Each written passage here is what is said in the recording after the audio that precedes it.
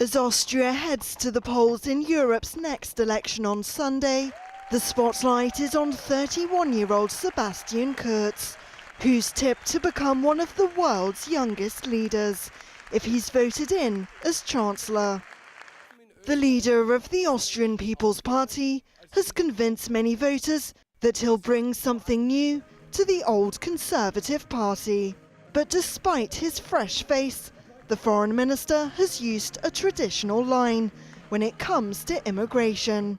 He frequently reminds voters that he opposed opening borders in 2015, during Europe's migration crisis, when Austria took in more than 1% of its population in asylum seekers.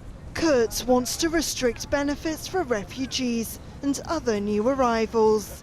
The migration crisis playing into the hands of the far-right Freedom Party, whose candidate came close to winning last year's presidential runoff. Reuters' Francois Murphy is in Vienna.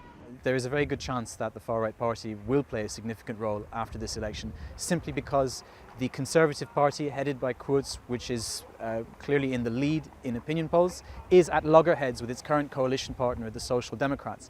That makes it more likely that they will turn to the Freedom Party to form a coalition.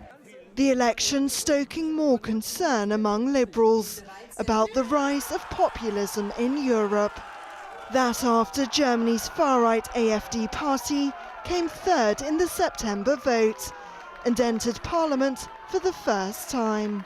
It's unlikely that there will be the same outcry here towards the Freedom Party. Well, they're not as anti-European as the National Front is in France. The National Front calls for leaving the Eurozone and even the EU, which is something that the Freedom Party here, an idea that they've toyed with, but they've stopped calling for. With the composition of a government coalition unclear, the result of Sunday's vote heralds yet more political paralysis.